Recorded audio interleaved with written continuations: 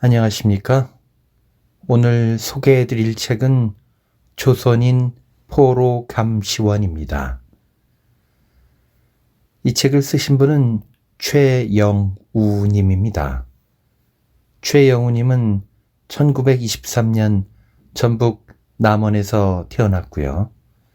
전주공업전수학교를 졸업하고 1942년 포로감시원으로 태평양 전쟁에 참여했었다고 합니다. 그분은 인도네시아 자바섬에 설치된 포로 수용소에서 근무를 했는데 1945년 종전 후에 전범 용의자가 되어 싱가포르 창이 형무소, 자카르타 치피낭 형무소에서 복역했고 1947년 9월에 히로시마를 거쳐 한국으로 귀국했다고 합니다.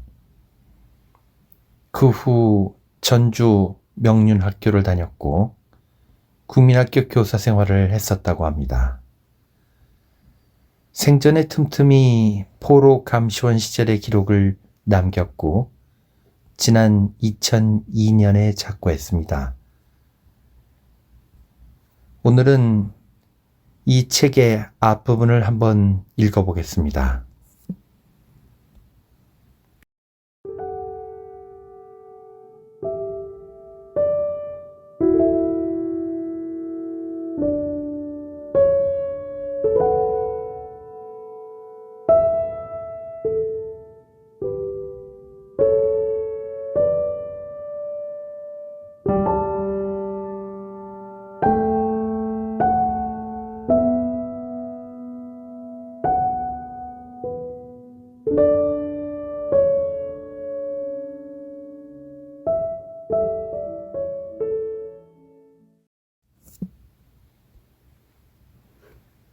부산발 포로감시원 수송선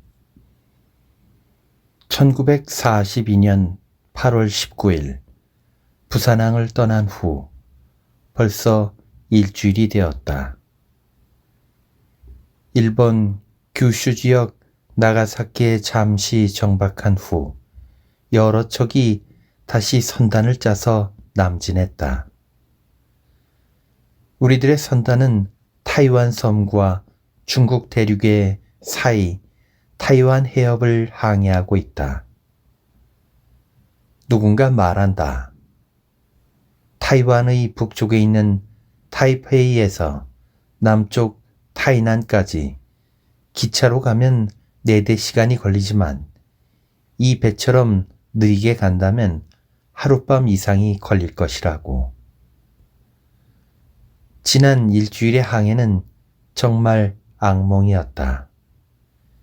현해탄의 파도는 매우 거칠어서 항해를 처음 경험하는 우리들은 심한 뱃멀미를 하고 여러 끼니를 먹지 못했으며 그나마 먹은 것도 죄다 개원했다. 선실과 갑판 사이를 오르내리면서 어떻게든 우몽좌몽 견뎌야 하는 게 우리의 신세였다. 하지만 동중국해를 겨우 벗어나니 바다도 잠잠하고 배에도 다소 익숙해졌다. 수일 후 어느 밤 자정쯤에 홍콩에 당도했다. 서양 냄새가 물씬 풍기는 거리라고나 할까. 눈앞에는 큰 산들이 보이는데 거대한 빌딩처럼 온통 전등불로 장식되어 있다. 불과 반년 전만 해도 산 꼭대기에 집 짓기를 좋아하는 영국인들이 중국인이 끄는 가마에 탄 채로 집을 오르내렸다 한다. 지금은 용맹한 일본군의 진격에 밀려서 남쪽으로 도망쳤다. 인도로 갔을까? 본국으로 돌아갔을까? 듣자 하니 필리핀에 주둔하던 미군은 호주까지 달아났다고 한다. 작년 겨울이었다.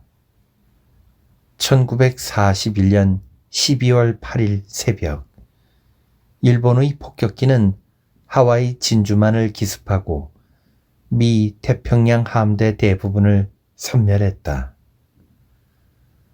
말레이시아에서는 영국 함대를 격침하거나 축출했다.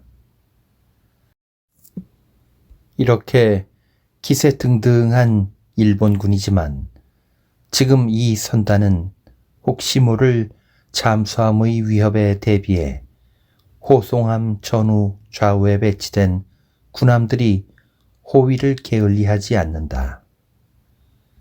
비행기도 가끔 기지에서 날아와 선단을 둘러보고 돌아간다. 배와 배에서 신호기를 든 기수가 절도 있게 깃발을 내저으며 신호를 교환한다. 선단은 30여 척이나 될까. 2열 종대로 나아가는데 맨 처음과 후미의 배는 보이지 않는다. 배마다 군인을 콩나무 심으로 마냥 싣고 군수 물자를 만제했다. 돌아올 때에는 남방의 온갖 보물과 군수품의 자료 같은 것을 가득 싣고 지금처럼 선단을 지어서 돌아오리라. 남중국해의 기나긴 항로. 우리 선단은 남중국해의 기나긴 항로를 밟고 있다. 속력이 제일 느린 배에 맞추어 가야 했기에 자전거의 속도인 시속 10노트나 될까. 날마다 해는 바다에서 뜨고 바다에서 진다. 태풍과 폭풍의 위협은 벗어났으니 적의 위협만 없으면 안전하다고 누군가가 말한다. 더위가 본격적으로 시작된다.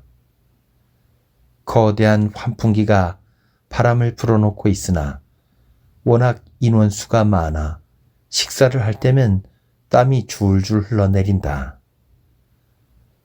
땀방울이 밥그릇에 그대로 뚝뚝 떨어지지만 잽싸게 먹어치우고 빨리 갑판으로 뛰어올라 바깥 바람을 쐬는 게 일과다. 쌀밥은 구경한 지 오래다. 우리가 날마다 먹는 건 빨갛게 익은 호박으로 쓴 호박죽이다. 밤이면 갑판 위에 누워서 야, 이 징그러운 외호박 그만 먹여! 하며 발로 호박덩이를 차기도 했다. 어느 날은 뱃전에 널빤지를 대고 그 위에 흰 배에 쌓인 기다란 물체를 밀어서 바다에 내려뜨리는 것을 봤다. 곁에 서 있는 몇몇 선원들이 고개를 숙이고 묵도를 한다. 수장을 하는 것이다. 전쟁터에 가기도 전에 바다 한가운데서 영면하다니 안타깝기 짝이 없다. 그래도 잊지 말자. 우리는 지금 새 출발을 하는 것이다. 일본인 군인이나 조선인 군속이나 다 같이 미지의 세계 남방으로 간다. 목적지에 닿으면 서로 분산될 것이고 그 임무에 따라 활동에 따라 운명이 달라질 것이다. 그러나 지금 이 순간에는 한 운명을 가진 통조림 속의 알알이다.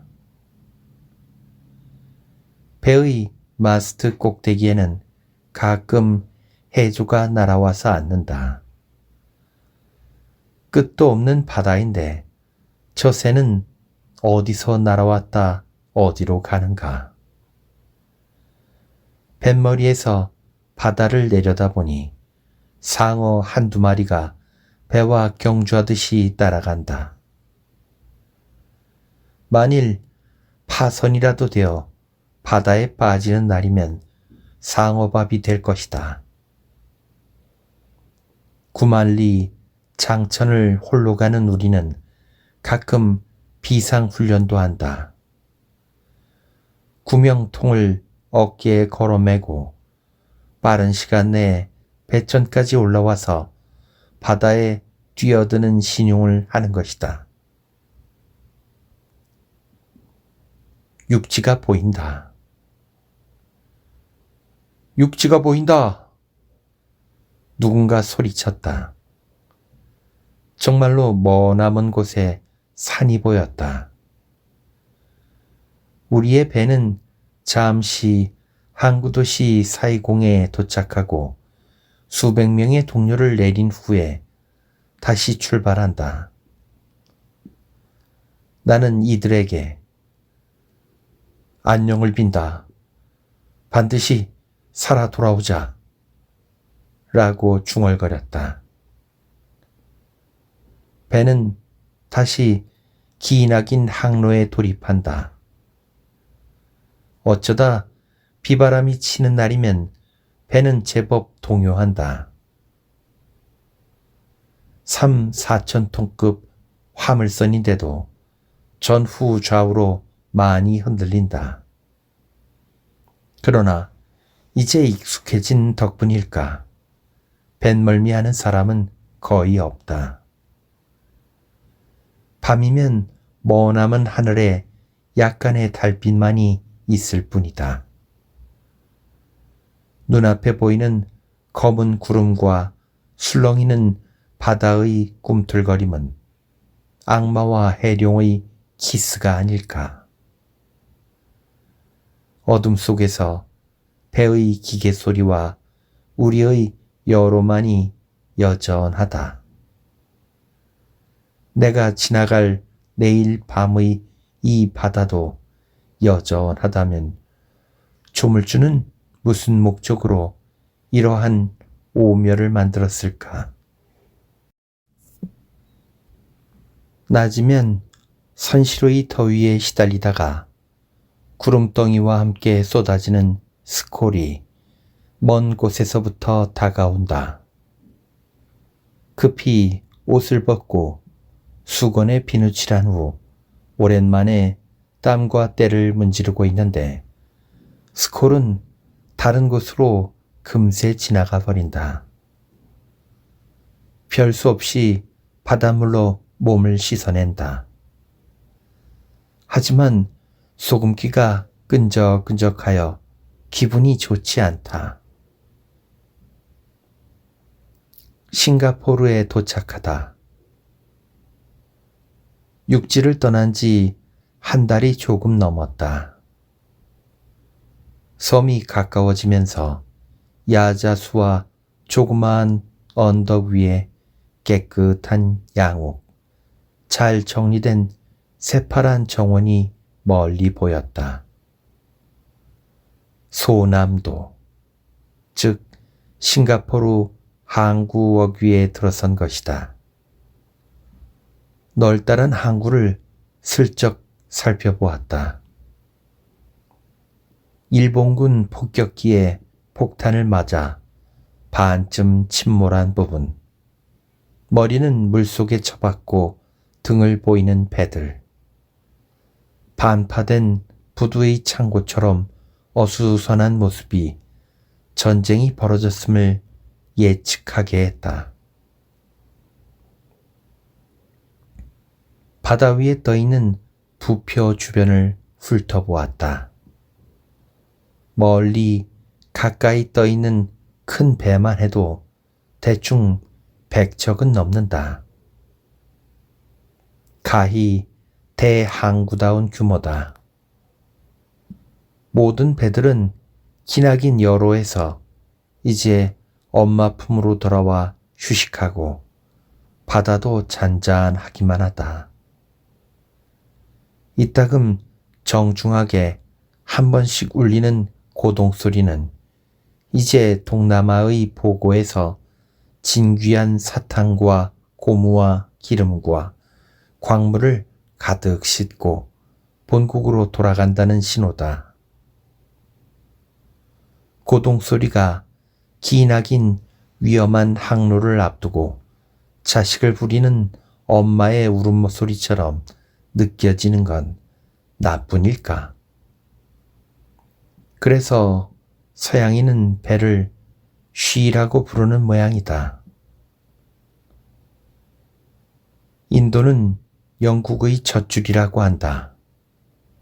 동남아도 영국, 프랑스, 화란, 포르투갈의 젖줄일 것이다. 일본, 독일, 이태리는 젖줄 없이 고달픈 엄마 젖만으로 자랐다고 해야 할까?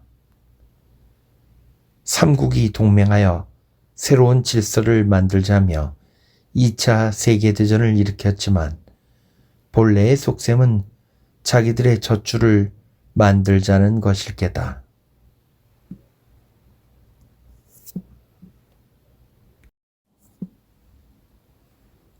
부두에는 시커멓고 키가 크며 몸이 가느다란 인도인 쿨리들이 벽돌을 쌓아 올리며 부서진 창고를 고친다. 배에 짐을 싣고 내리기도 한다. 머리와 몸의 상반신에 때 묻은 흰 천을 걸치고 있는 것이 그들이 입은 의복의 전부다. 무릎은 드러나 있고 신발은 아예 신지도 않았다. 누군가가 고함치며 장대로 밀어붙인다면 그들은 삼줄기처럼 쓰러져 버릴 것도 같다. 몹시 허기져 보이는 그들이 어떻게 중노동을 할까? 글자 그대로 고력이다. 현지인 하나가 노를 저으며 우리 배 밑으로 바짝 다가와서 깡통처럼 보이는 것을 치켜들고 손가락을 2-3개 벌려 보인다. 위에서 누군가 노끈에다 돈을 달아서 내려 보냈더니 그 사람은 물건과 거스름돈을 올려 보낸다. 배에 담긴 물건을 전부 팔아도 얼마나 남는 것이 있을까 의심이 간다. 우리 중 일부는 이곳 싱가포르에 남았고 나머지는 배에서 내려 큰 배에 옮겨 탔다. 항해가 끝나지 않은 것이다. 파죽지세의 일본군. 여기서 잠시 당시의 세계 정황과 우리의 정체, 포로 감시원에 대해 밝혀두고자 한다. 조선을 집어삼킨 일본은 국력을 키워오다 몇 년 후 만주를 침공하여 만주국을 세웠다. 하지만 국제 여론이 좋지 않자 국제연맹을 아예 탈퇴해버린다. 1937년에는 진화사변을 일으켜 중국에 침입했다. 뜻밖의 진화사변이 지지부진하게 흘러가자 종전을 위한 탈출구를 모색하지만 마음대로 되지 않았다. 한편 유럽에서는 독일과 이탈리아가 전 세계의 새로운 질서를 구축하고자 하는 전쟁에 열중했고 일본은 이들과 삼국 동맹을 맺었다. 일본은 진화사변이 장기화된 것이 영국과 미국의 장개석에 대한 원조와 일본에 대한 금수 조치에 있다고 판단했다. 결국 일본은 다시 한번 일전을 일으켜 하와이의 진주만을 기습한 후 동남아를 석권했다. 일본군은 필리핀에서 전투 후 잔류 미군을 포로로 잡았고 프랑스령 인도차이나, 태국에는 무혈 입성했다.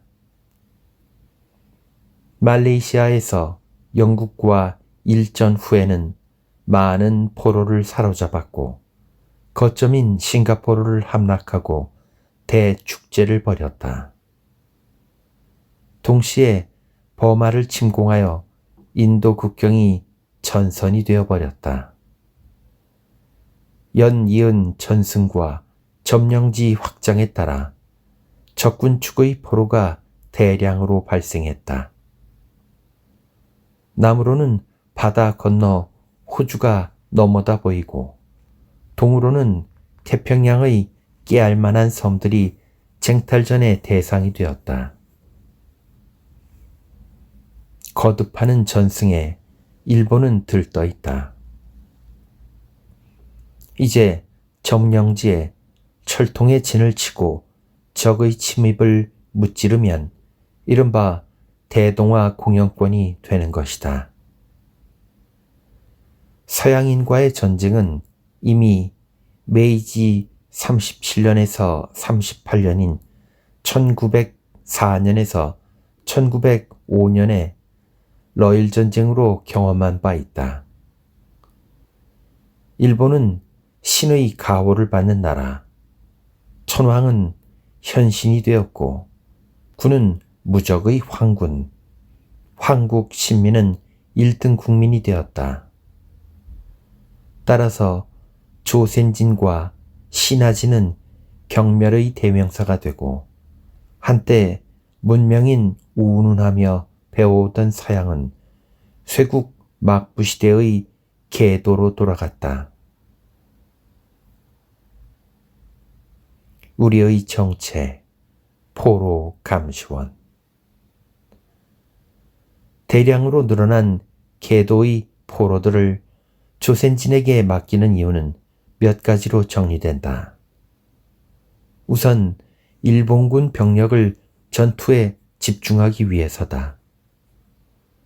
포로 감시 업무는 전투 행위가 아니므로 훈련을 받은 일반인이면 얼마든지 가능했다. 둘째는 포로와 일본군 간의 일상 교접 속에서 생길지도 모를 불미한 사건에 대해 포로 감시원을 앞세워 변명과 회피를 할 수 있다는 점이다. 즉, 포로가 사망했다면 그것은 포로 감시원 조센진의 잘못이지 한국 식민의 병사가 한 게 아니라고 주장할 수 있다. 마지막으로 그동안 우월한 민족으로 찬미했던 백인들을 포로로 잡은 일본군을 직접 목도하게 해 일본의 위세를 선전하기 위함이었을 것이다. 조선 팔도에서 행정기구를 통해서 장정 3,000명을 모집한다는 것은 용이한 일이었다. 지원병도 아니고 상당 봉급을 주는 군속이며 근무기간은 2개월간 부산에서의 강습 후 현지 근무 2년 만기였다.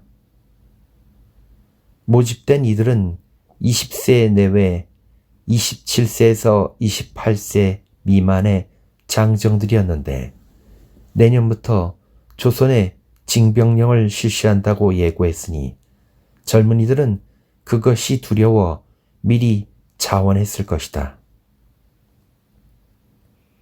조금 나이가 있는 이들은 강박하게 몰아오는 전시체제와 동원령으로 억압된 국내 생활을 벗어나 해외에서 웅비를 펼치려 했을 것이다. 다시 수송기차를 타고 우리들 중 3분의 1은 싱가포르에 잔류하고 나머지는 9,000톤급 화물선을 타고 과거 화란의 식민지였던 인도네시아의 자바 섬으로 떠났다. 이틀 후 우리는 인도네시아의 수도 자카르타의 항구에 당도했다. 몇 달 전까지만 해도 이 도시는 바타비아라는 이름으로 불렸다.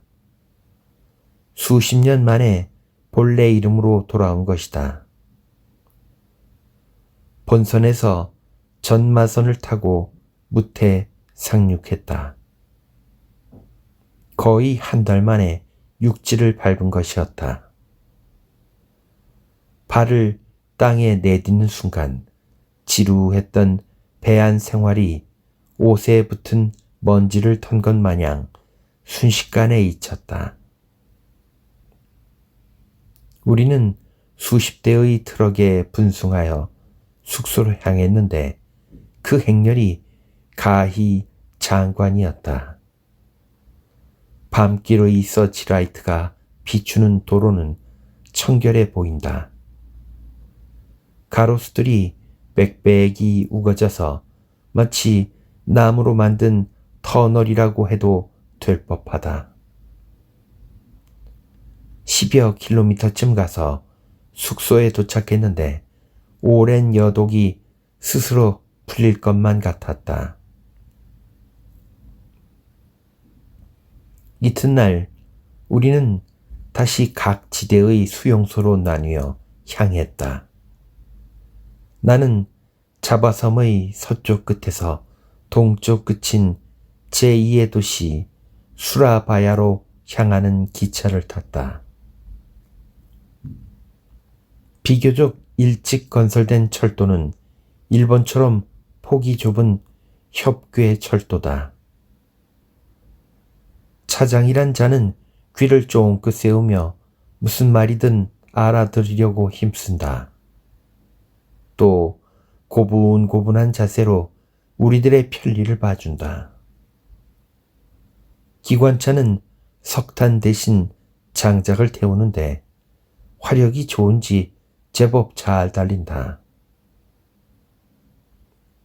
창밖으로 얼굴을 내밀면 매연이 심하여 콧구멍이 새까매진다.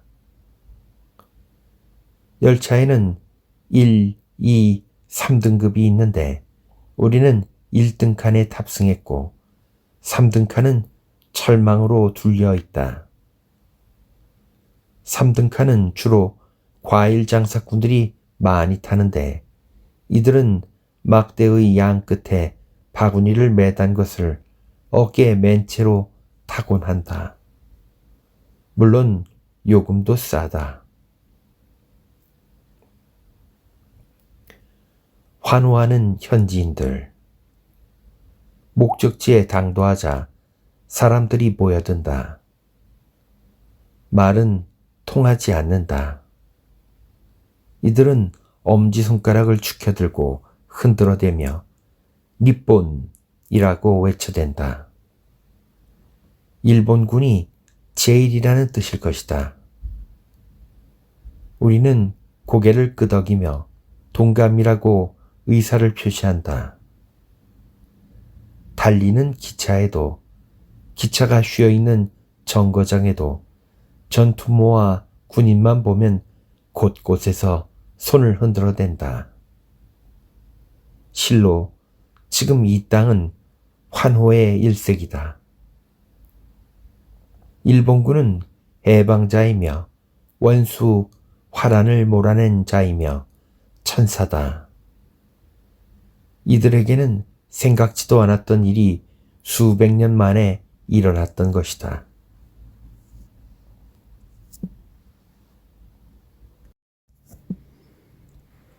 범선을 타고 들어온 서양인들이 총포를 쏘아대며 위협했을 때도 이곳의 민간인들은 경악하며 소동을 벌였을 것이다.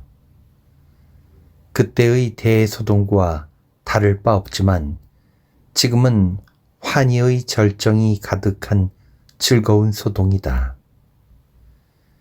일본군이 이곳을 침공한 후 첫마디는 이랬다. 우리는 동조동손이다. 봐라. 피부색이나 골격이 같지 않느냐. 이 땅의 조상들은 일본 열도에서 떠내려와서 생겼다. 이제 신군이 너희를 구조하러 왔으니 모두 일상의 업무에 충실해라. 똑같이 점령지가 된 중국과 비교해 이곳에서 일본군이 할 일은 너무나도 다르다. 중국에서는 선물을 위해 갖은 애를 써야만 한다. 밀정을 풀어 반란자를 색출하고 한편으로 신질서 대공화 공영권을 운운하며 프로파간다를 퍼뜨리기 위해 온갖 노력을 기울여야만 하는데 정작 이곳은 다들 낮잠만 자고도 일들이 잘만 돌아갔다. 온갖 진기한 풍물들. 기차가 중간 도시 세마랑을 거쳐 수라바야에 이르는 동안 열대의 온갖 풍물은 진기했다. 벼를 심은 논이 도처에 보였는데 어떤 곳은 산 중턱, 또 어떤 곳은 산 꼭대기까지 가느다란 논두렁이 장관으로 펼쳐져 있다. 논갈이나 썰애질은 어떻게 할까 궁금했다. 한쪽 논의 벼는 누렇게 익었고 그 옆 논에서는 모내기가 한창이다. 또 다른 논은 벼 이삭을 모가지만 끄는 채 벼집단이 가득하다. 이곳에서는 1년에 2번 반이나 벼 수확을 한단다. 산에는 고무나무가 잘 정돈되어 서 있고 커피나무, 약나무, 이름 모를 화렵수도 잔뜩 보인다. 끝도 보이지 않는 넓은 사탕수수밭 사이로 수수대를 만지한 간이 열차가 엄청난 짐을 싣고 지나간다. 목적지는 설탕 공장이다. 인도네시아는 세계에서 손꼽히는 설탕 생산국이라 한다. 강과 시냇물은 거무충충하고 바닥이 잘 보이지 않는다. 낙엽이 썩어서 거름물이 되고 강으로 흐르니 논으로 물을 대면 그것이 곧 비료물이다. 수라바야 역 안의 열기가 대단하다. 해양성 열대기후 특성 때문에 낮 기온은 28도 정도를 유지하고 바람도 자주 불어 지낼 만도 하지만 역 안은 찌는 듯 덥다. 우리는 이곳에서 다시 고원지대이자 화란인의 별장지였던 말랑으로 향한다. 나무를 연료로 떼는 열차는 경사진 철도를 잘만 달린다. 바깥을 내다보니 깊은 계곡과 능선을 가로질러 철근으로 대충 엮어놓은 다리가 많기도 하다. 깊은 곳은 30에서 40m나 될까. 정말 길고도 높은 철교다.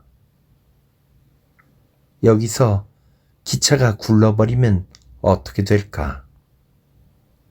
발끝이 오싹하다. 과연 얼마 안 가서 보니 철교 옆으로 기관차 하나가 나 자빠져 있다. 드디어 말랑 수용소에 도착하다. 2시간 남짓이나 달렸을까. 말랑역에 내리니 고원 특유의 쾌적한 기운이 우리를 맞이한다. 앞에는 번번한 들판이, 멀리는 웅장한 산들이 이곳을 둘러싸고 있다. 인구 5, 6만의 이 도시가 우리의 근무지다. 주택가 주변으로 야자수가 보기 좋게 늘어져 있고 정문의 잔디밭도 잘 정돈되었다. 좋은 별장은 장교들의 숙소가 되었고 우리도 제법 좋은 양옥을 배정받았다. 베란다에 앉아 고개를 굽어 아래를 보니 소리내어 흐르는 계곡물이 바위에 떨어지면서 허연 안개를 이룬다.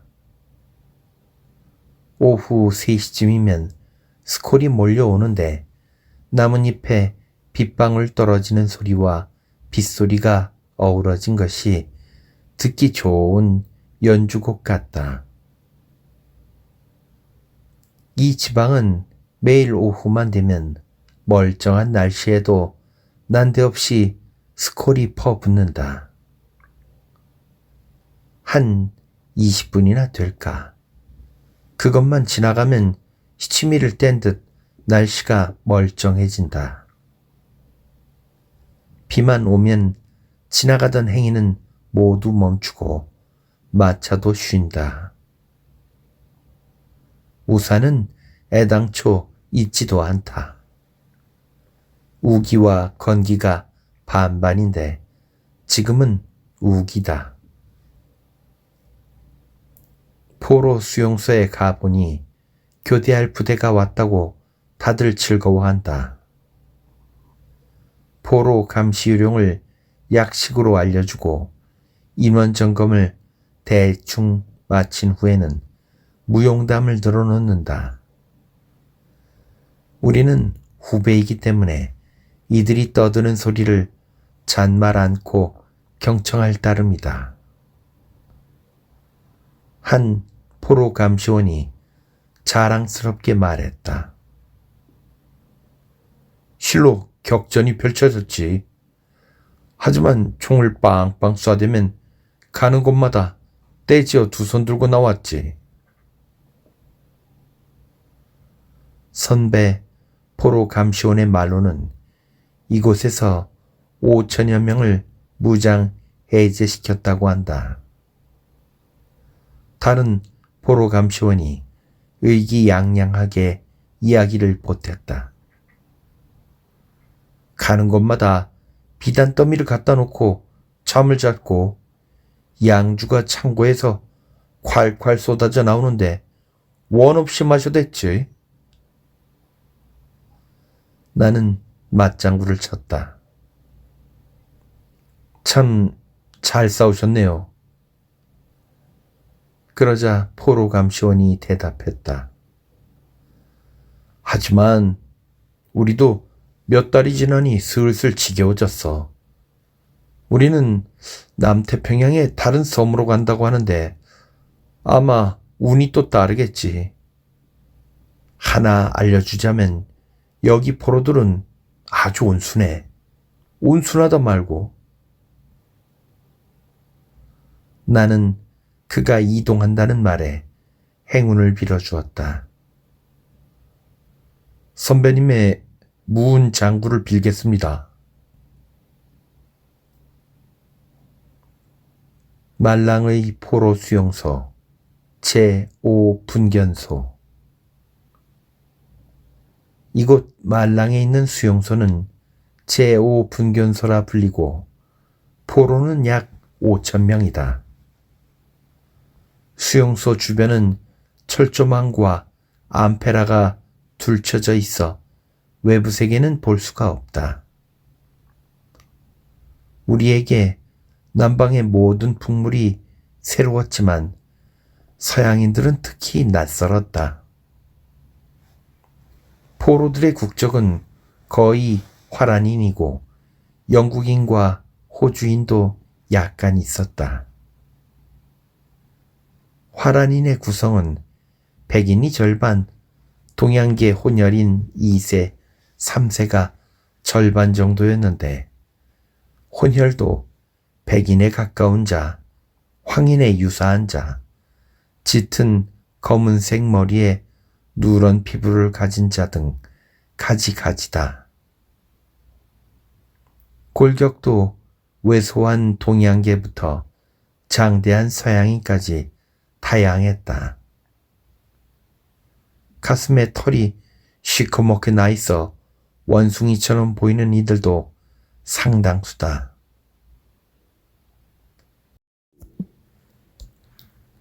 선배 포로 감시원의 이야기처럼 이들의 공통점은 겉으로는 잘 순종한다는 것이다. 일본군의 군기에 어느 정도 익숙한 탓인지 경례와 차례 자세도 능숙하다. 하루 2차례의 점호는 일본어로 진행한다. 포로로 잡힌 장교에겐 명색의 봉급이 지급되며 간혹 약간의 노역에 사병을 동원할 수도 있다. 그러나 의복은 거의 지급되지 않았고 거의 반나체에 가까운 생활이다. 이들에게 제일 고통스러운 것은 급양, 즉 음식이다. 날마다 3끼를 먹여야 했는데 빵과 우유가 중단된 지는 한참 되었고 질이 떨어지는 하등미로 죽을 쑤어 먹여야 했다. 영양은 사활이 걸린 문제다.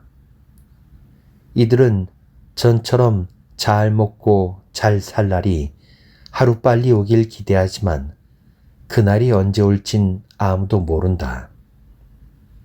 가끔 항의나 진정을 하지만 다 소용없는 일이다. 분견소의 소장은 목석 같은 인물이기 때문이다. 결국 날이 갈수록 피하 지방은 얇아지고 낯빛도 바뀐다. 매일 보는 감시원들에게 뭔가 기대하긴 어렵다. 포로 처지에선 감시원들의 횡포만 없다면 그나마 다행일 것이다. 포로들은 매일 한두 소대씩 외부의 작업장에 나갔는데 가는 도중에 자전거를 탄 여자들과 청년들을 지나치곤 한다. 이들은 살짝 손가락을 들어 포로들에게 뭔가 신호를 주거나 쪽지 등을 전했다. 이 모습을 목격한 감시원들은 포로들이 귀환할 때 정문에서 호주머니 검사를 했다. 밖에 나가선 부녀자들을 쫓아도 보았지만 우리 말에 아랑곳하지 않았다. 우리는 더욱 과감하게 행동했다. 부녀자들, 청년들을 죄에다 잡아서 수용소 앞 정원에 1~2시간씩 무릎을 꿇리다 돌려보낸 것이다. 체벌을 몇 번 반복하자 이들은 수상한 행동을 그만두기 시작했다. 적산 가옥의 접수. 포로가 아닌 일반인은 자기 집에서 비교적 자유로운 생활을 한다. 그러나 그들 대부분은 생계수단이 없어져 버렸다. 최소한의 생활을 유지하기 위해 가구나 폐물을 팔기도 했는데 그것도 군부가 필요하다고 판단하면 언제든지 징발되었다. 어느 날 우리는 가옥 하나를 접수했다. 넓고 아늑해 보이는 양옥이었다. 원래 이 집에 살고 있던 여인들과 아이들은 우리 때문에 살던 집을 떠나 다른 사람들이 사는 집으로 가야 했다. 우리가 접수한 집은 청소가 잘 되어 있었다.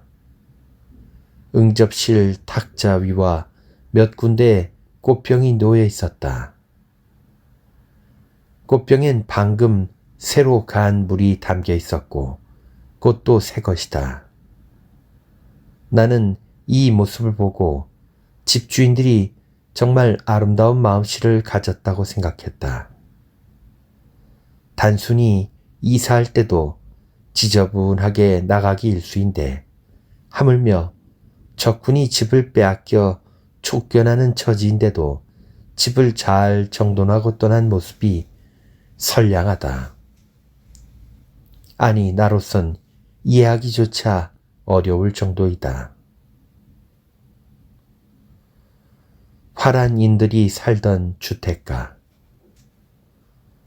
화란인이 사는 주택가는 어느 곳이나 아스팔트로 포장되어 있고 단장은 야트막한 철망으로 둘려 있다. 문에는 개의 머리를 그려놓은 철판이 하나 붙어 있는데 개 조심이라는 경고 문구가 적혀 있다. 잔 자갈을 깐 정원에 들어서면 사각사각 소리가 났다. 어느 정원이나 예외 없이 크고 다양한 잎을 자랑하는 분재가 4-5개씩 있었지만 꽃이 핀 화초는 잘 볼 수 없었다. 본 건물 옆에는 차고가 있다.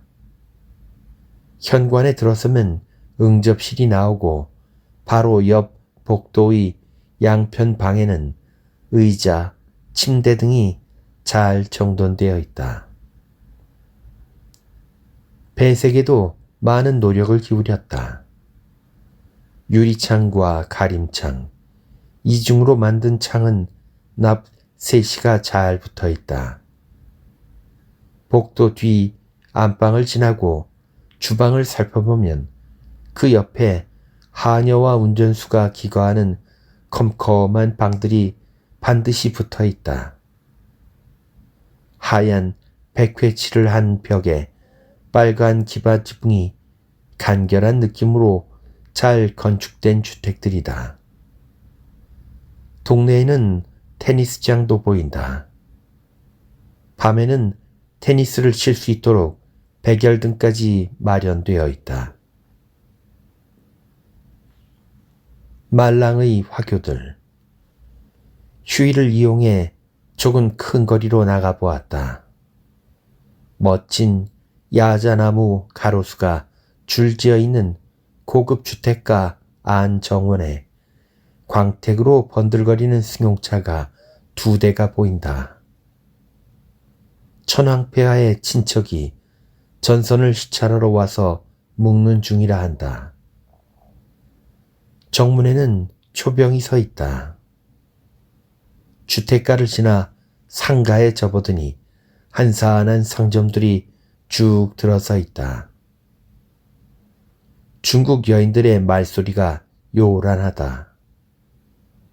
상점에 들러 화교와 인사한 후 벽을 보니 왕 조명의 사진이 크게 걸려 있다. 필시 일본군이 오기 전에는 저 자리에 장개석 사진이 걸려 있었을 것이다. 이 땅에는 5-6만 가량의 화교가 산다고 한다. 그들의 할아버지는 명나라 시대에 나무로 여기까지 흘러내려왔다. 근면과 머리로 불을 일궜고 어느 촌락을 가도 장사하는 곳에는 반드시 중국인이 있다. 끼리끼리 돕고 잘 뭉치는 이들이다. 상가를 지나 시장에 들어서니 포목 과자류는 중국인, 과일 채소류는 원주민의 분야다. 시장을 지나 교회로 나가면 일반인들의 주택이 보인다. 집 주변은 대나무로 기둥을 세우고 암펠라로 세운 벽이 에워싼다. 집 구조물 위로 막대를 엮어 석가래를 얹고 빨간 기와와 가는 철사를 꼬아 얽어 메어 놓으니 제법 훌륭한 기와집이 되었다. 하지만 하늘에서 소나기라도 내리면 천장에서 물이 새기도 한다. 방바닥에 깔 자리는 아예 필요치 않으며 대나무로 엮은 침대면 족하다. 정오가 되면 남정네들은 낮잠을 자느라 한참이다. 주택가 주변에는 논들이 있었는데 논가리가 한창이다. 큰 뿔 2개가 반원형으로 굽은 물소 2마리가 쟁기를 끌고 나간다. 농부는 쟁기 위에 옆을 보는 자세로 걸터앉아 소몰이를 한다. 매우 편해 보이는 논갈이다. 일이 끝나면 소는 풀이 우거진 물가에 방치된다. 한 어린 목동이 소의 등을 타고 물장난을 한다. 소는 머리와 등만이 물 위로 나와 있는데 가끔 머리를 물에 쳐박고 흔들며 재롱을 부린다.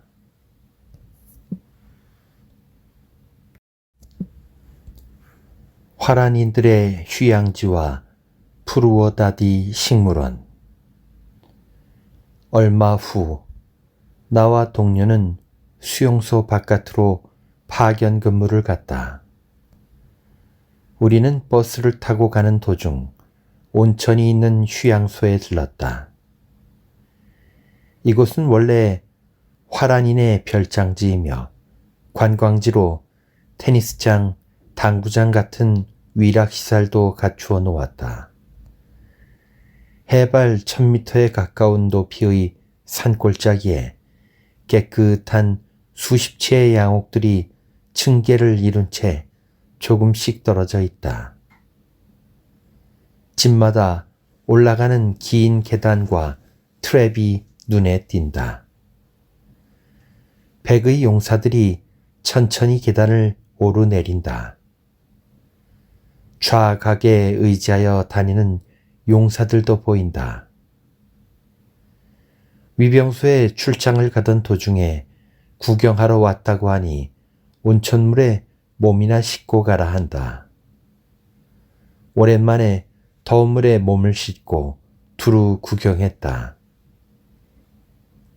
이곳은 장기 치료를 요하는 병사들의 휴양지다.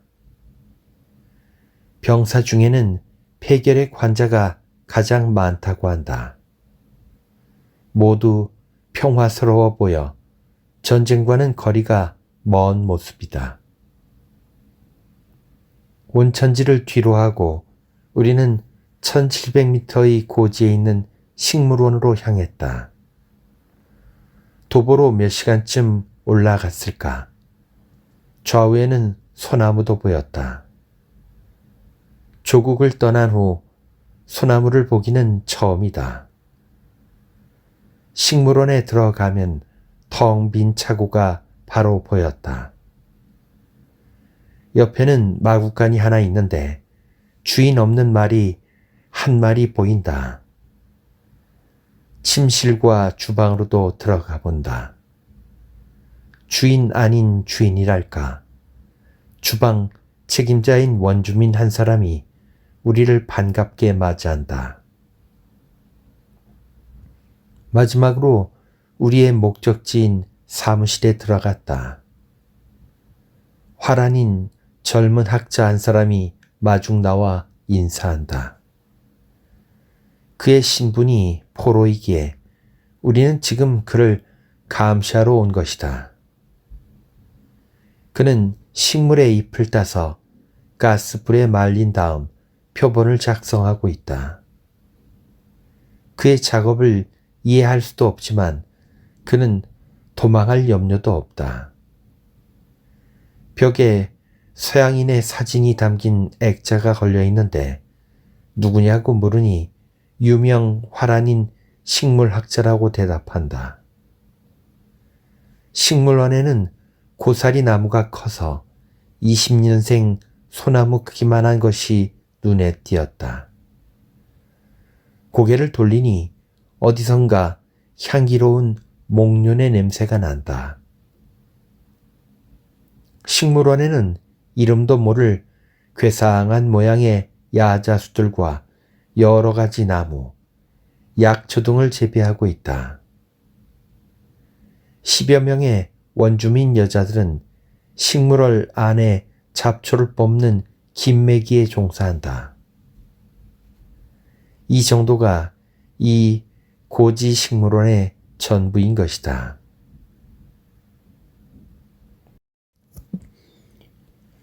높게 지켜보았던 구름이 이곳에서는 몸을 스치며 간단없이 지나간다.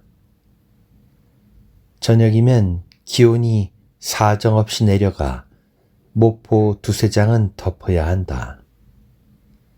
낮에는 햇살이 힘을 못 쓰는 듯하나 며칠 지내면 얼굴색이 매우 검어진다. 멧돼지가 가끔 나타나서 도망치는데 총을 겨눌 사이도 없다. 하루는 마구간에서 말을 꺼내 달려봤다. 말은 온순했지만 마음껏 달려볼 장소가 없다. 말을 타고 내려갈 때는 수월했지만 올라올 때는 길이 너무 경사져서 말이 마음대로 되지 않는다. 멀리 국도까지 나가서 하루 해를 보내기도 했다. 밀림 속에 들어서면 낙엽이 썩은 채로 두껍게 쌓여 있다. 흙을 만져보기가 어렵다. 하늘은 나무에 가려 보이지도 않고 말 그대로 컴컴한 밀림 속이다. 이 땅의 산은 낙엽과 밀림으로 덮여 있고 들과 해안도 억센 풀과 벌레로 덮여 있다. 낙엽은 사시사철 떨어지지만 새 잎사귀도 사시사철 돋는다. 조선인 위안부. 휴일에 부대에 설치된 위안소에 가봤다. 부대가 가는 곳엔 위안소도 간다 라는 구호처럼 여기도 이미 여인 부대가 들어서 있다. 방이 20여 개나 될까. 방을 배정받은 병사들이 들어갈 순서를 기다리고 있다. 준비한 콘돔을 들고 문을 열고 들어가 일을 치른 후 30여 분쯤 지나 다시 방을 나올 때 병사의 얼굴은 야릇하다. 이곳에 있는 대부분의 여인이 조선인이라는 것이 알았을 때 나는 아연실색했다. 피지배 민족의 피해가 몸속까지 사무쳤다.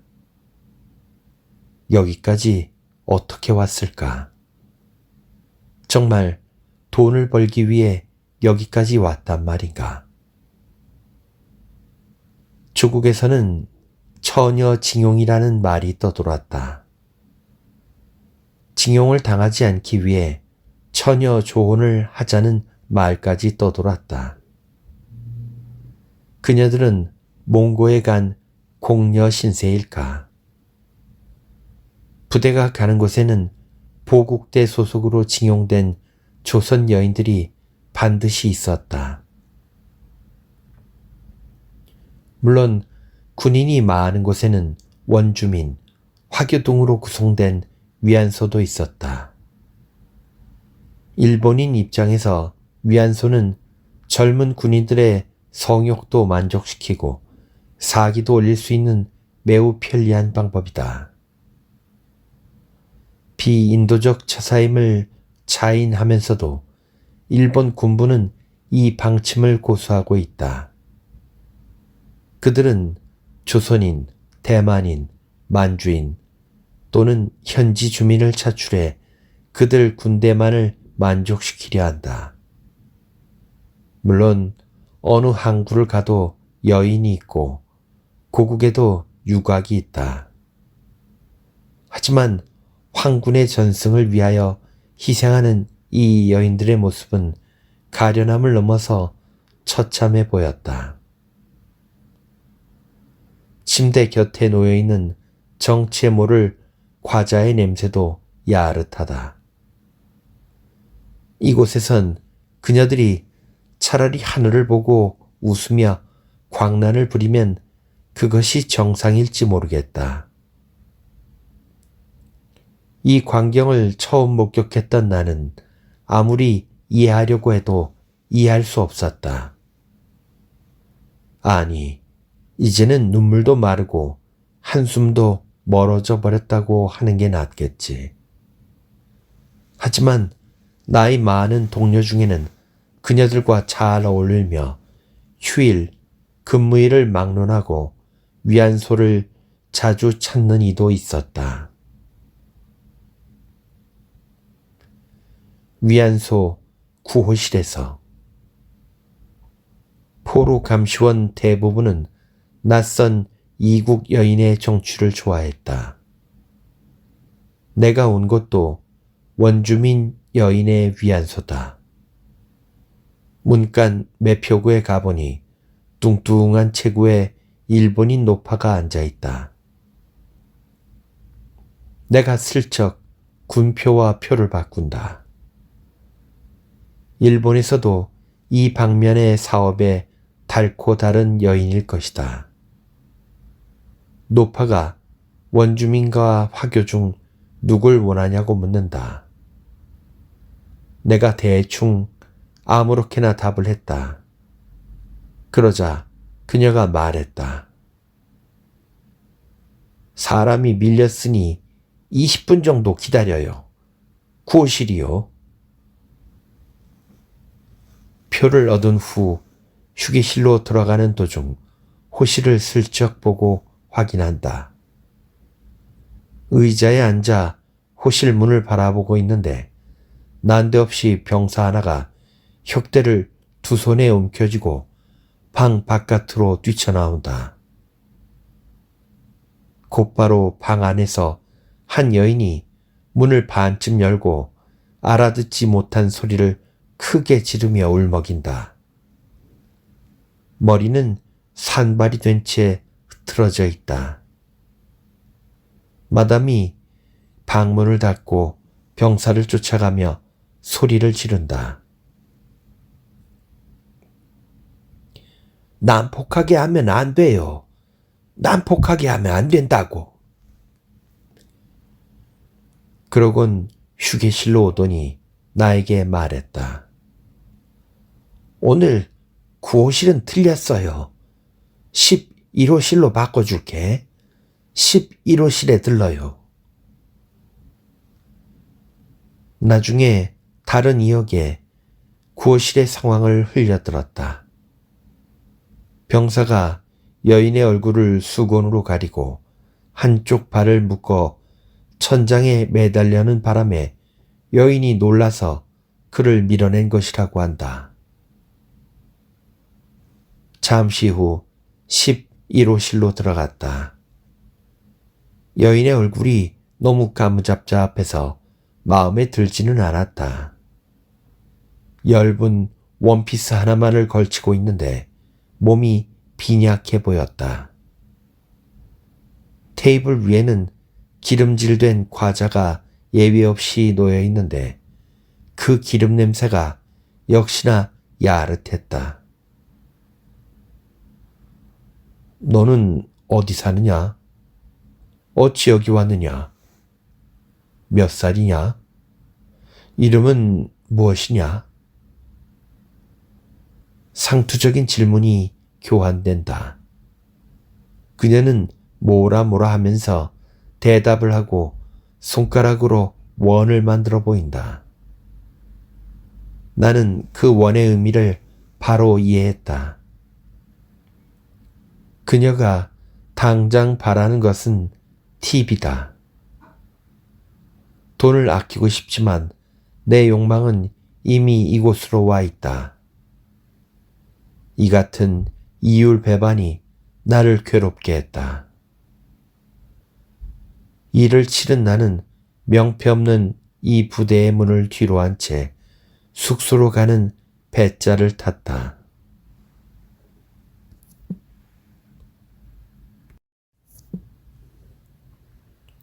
소강 상태에 접어든 전쟁. 어느덧 가을이 가고 겨울도 지나 여기에 온 지도 1년이 넘었다. 기세 좋게 출발한 전쟁이었지만 지금은 소강 상태에 빠진 듯하다. 철통 같은 진을 꾸려 침입을 막으려는 자와 철통에 구멍을 뚫으려는 적 사이에 산발적인 대치 상태가 지속되면서 여러 가지 안 좋은 조짐도 보인다. 여러 달 후 태평양에 깨알 만한 섬들에 적의 집요한 공습이 이어지면서 보급이 제때 닿지 못한다. 이로 인해 수만 명의 병사들이 기아 상태로 허덕이고 더러는 옥쇠라는 소식이 들려온다. 수시로 이어지는 적의 공습을 피하기 위해 병사들은 호 속으로 들어간다. 공습에도 불구하고 부식을 보충하고 각기병도 막아야 했기에 바깥에 나가 채소를 재배해야 한다. 그러나 적기는 우리의 상황을 헤아려 주지 않는다. 밤낮을 가리지 않고 내습하는 전투기들은 휘발유를 뿌리고 사방에 불을 붙여버린다. 곳곳에서 사망자가 속출한다. 수송을 위해 기나긴 바닷길을 가야 하는 군수물자의 보급에 구멍이 뚫린다. 일본의 공장에서 심혈을 기울여 만든 총포가 효과를 발휘하기도 전에 적기의 습격을 받고 태평양 한복판 깊은 해구 속으로 수장된다.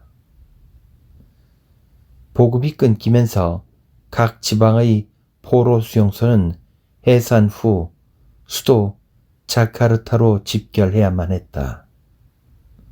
동시에 포로 감시원들은 태국의 철도 건설이나 섬의 비행장 건설 등의 노역을 위해 차출되었다. 말랑 포로 수용소에서의 철수. 전쟁터에서 인간 하나하나의 운명은 군 간부들 책상 안 명부 안에서 체크된 점 형태로 결정된다. 우리도 이곳 말랑 수용소의 철수 작업을 단행한다. 짙은 초록색 상의를 걸치고 가지각색의 배낭을 맨 화란군, 옅은 카키색의 호주군과 영국군, 둥근 태가 붙어있는 모자를 쓴 미군 고문, 뉴질랜드 적십자군, 환자 곁에 완장을 찬 사람들을 기나긴 열차 안에 몰아넣는다. 먹여 살려야 하니 당연히 급양 조리기구도 남아야 한다. 무거운 쇠로 만든 조리기구는 두 바퀴가 달린 차 위에 찰싹 붙어 있다. 덜그렁덜그렁 쇠붙이 소리가 요란하다. 수십 대의 조리기구가 무게 열차에 실린다. 이렇게 불편한 물건으로 밥을 짓고 국을 데우고 하다니 어느 포로였던가 이런 말을 한 게 기억난다. 일본군은 어딜 가나 손쉽게 쌀을 구하고 밥통으로 익혀 먹지. 하지만 우리들은 빵을 만들고 수프를 끓이는 사이에 시간을 다 뺏겨버렸어. 그래서 포로가 된 거야. 수송 열차 안을 들어가니 양인들의 채취가 너무 심해 코를 막아야 할 정도다.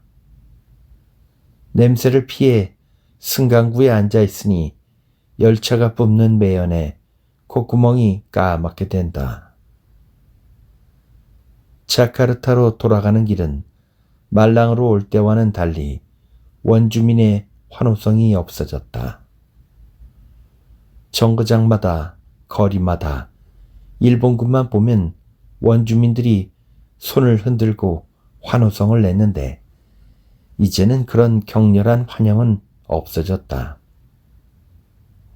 환영을 받지 않으니 기분이 이상했다. 이런저런 생각이 난무하는 가운데 자카르타에 도착한 우리는 총분견소에 수용된다.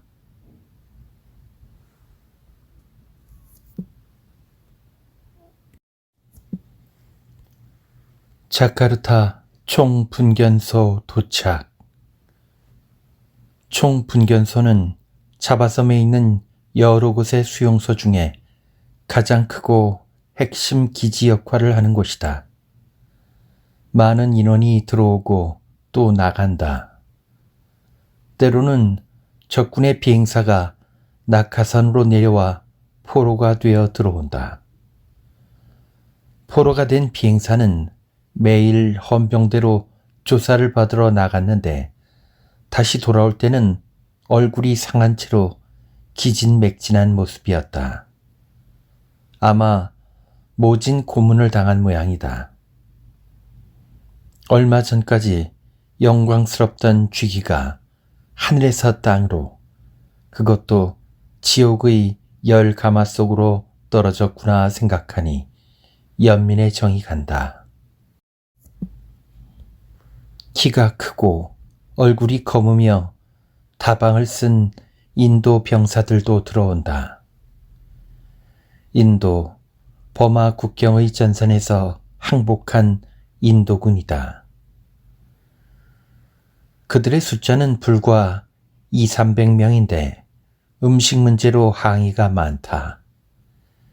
이유는 당연히 종교다. 돼지고기는 먹는데 소고기는 안 먹는단다. 또 어떤 이는 밀가루는 먹지만 쌀은 안 먹는다. 다른 어떤 이는 전은 부쳐서 먹는데 밥은 안 먹는다 한다. 음식 문제가 정말 복잡하다. 그들의 식사라고 하는 전을 한 조각 떼어 맛을 보니 매운 고추와 밀가루가 반반씩 섞여 있어 입을 떼어갈 지경이다. 그들은 소수 인원인데도 취사장은 서너 군데로 갈라졌다. 거대하게 포장을 둘러치고 울긋불긋 각색의 천자락을 늘어놓고 촛대 같은 것을 많이 세우고 가운데는 그들의 신을 안치한다. 무릎을 꿇고 예배와 기도를 열심히 할 때는 곁에서 총소리가 나도 아랑곳하지 않는다는 경지에 이른다. 종교가 민족 발전에 큰 장애물이라고 한 말이 이러한 상황을 이야기함인가. 출발 대기 명령. 우리 모두의 일상은 단말말을 코앞에 둔 삶이다. 내일을 기약하는 것은 불가능한 것이다. 저녁 무렵 포로들의 대표자가 관리소 사무실을 다녀오더니 명단이 적힌 길쭉한 조의를 읽어댄다. 호명된 사람들은 내일 출발할 예정이니 소지품을 준비하고 새벽 2시까지 식사를 마치고 대기하라는 명령을 내린다. 행선지와 이동 목적은 전혀 알 수가 없다. 군대의 이동은 적기의 피습을 막기 위해 주로 밤에 행해진다.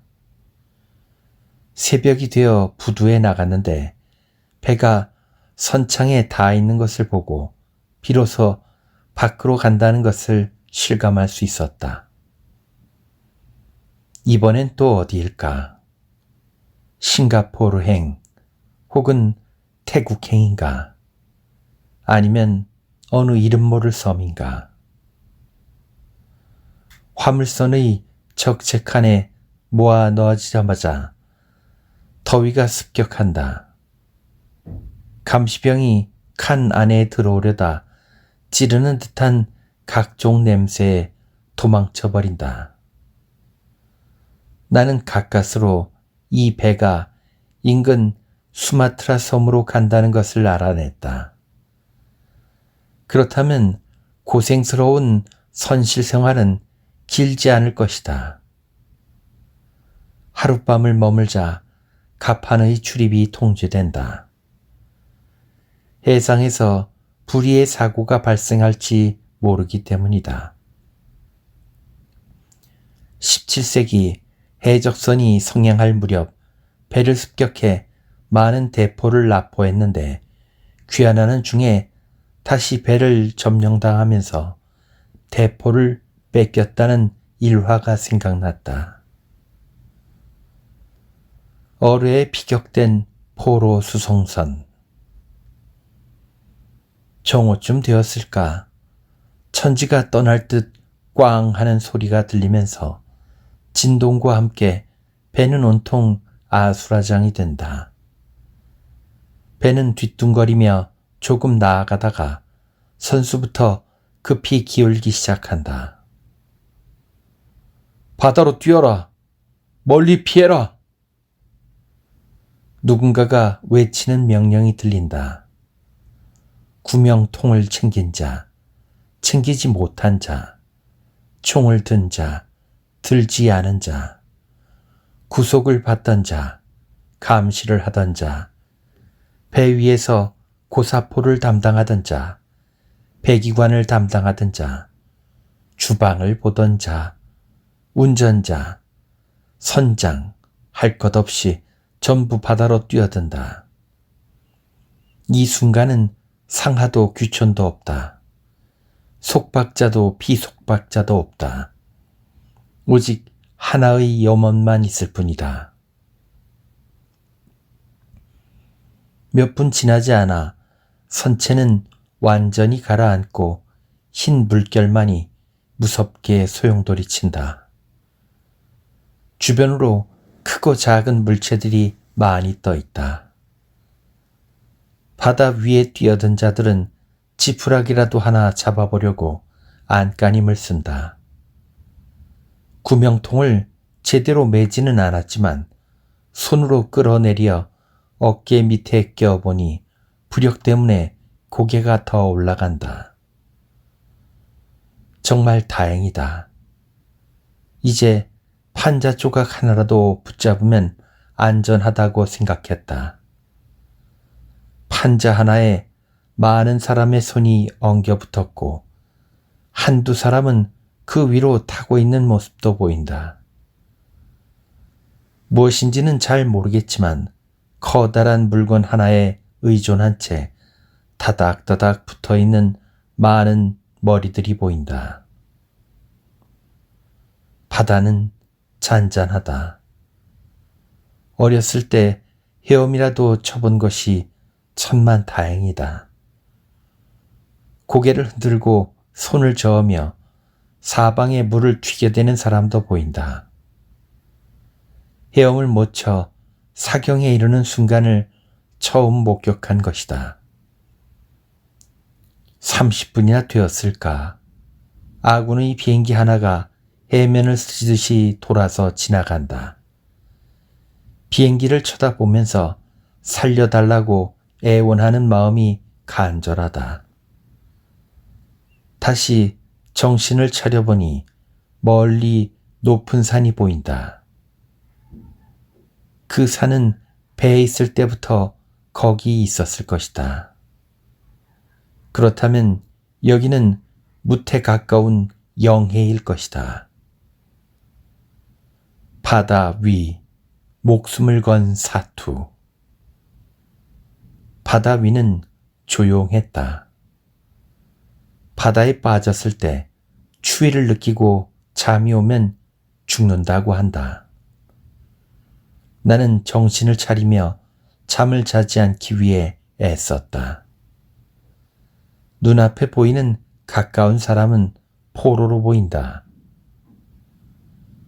더 가까이 가서 서로 의지하자 라고 생각하며 사람 쪽으로 헤엄쳤다.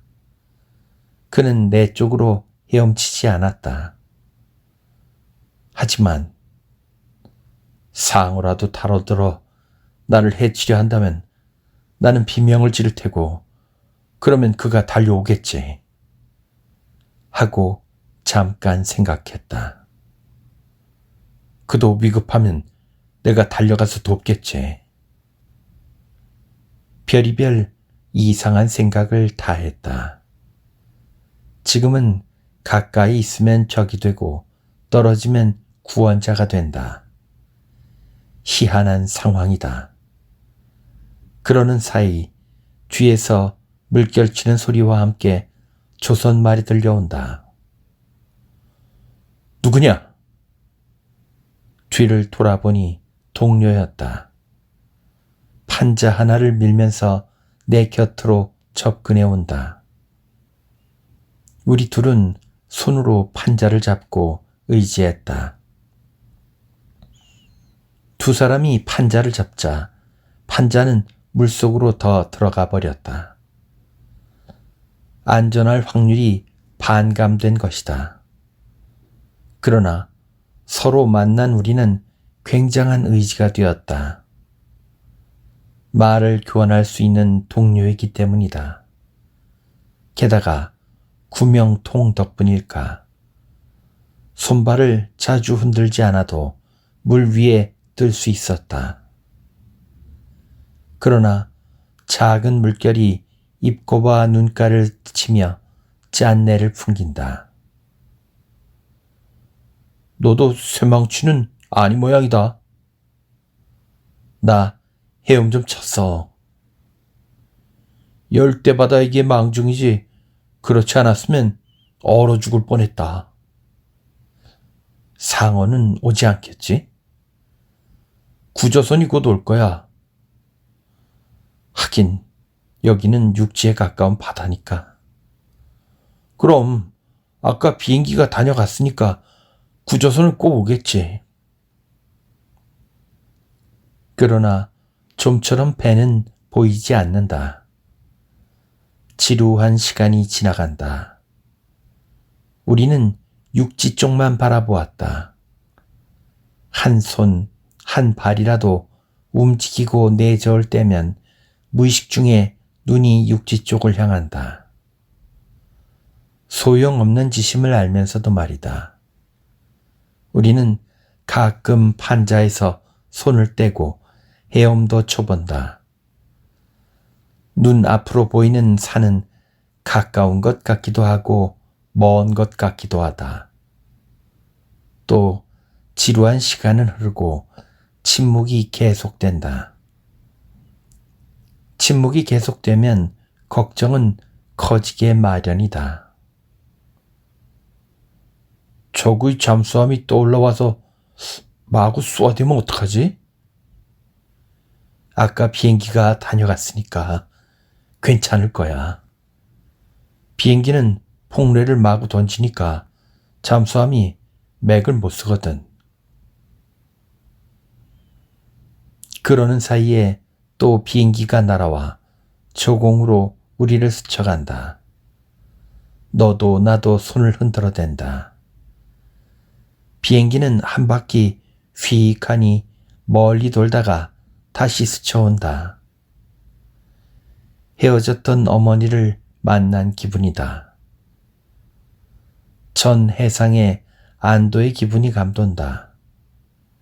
그러나 실제로 얻은 것은 아무것도 없다.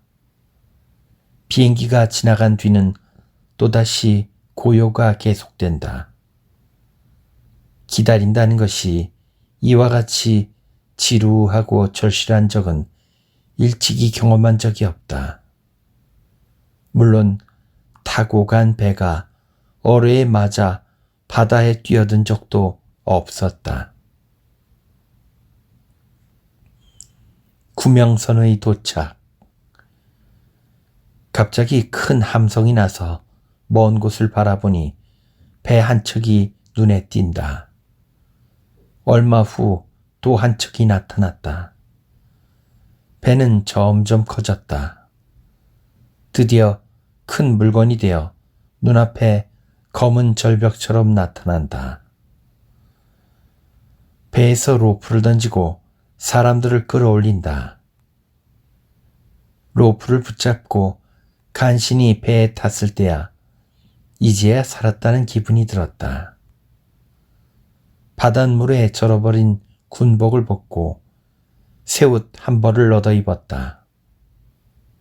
물론 포로들까지 새 옷이 돌아가진 않는다. 그들은 옷을 짜 말리며 야단 법석이다. 석양이 되어 어두컴컴할 무렵 육지에 상륙했다. 그제야 끼리끼리 패를 지어 점검을 하니 동료 2명이 보이지 않는다. 30여 명이 실종되었다고 한다. 산 사람의 입장에서 동료의 죽음은 슬픈 일이었지만 내 목숨을 건졌다는 게 지금은 더 중요하다. 이튿날 우리는 포로들을 접수하러 온 부대에 넘겨주고 이틀 동안 배를 기다리다 석탄을 떼는 배를 타고 자바로 돌아온다.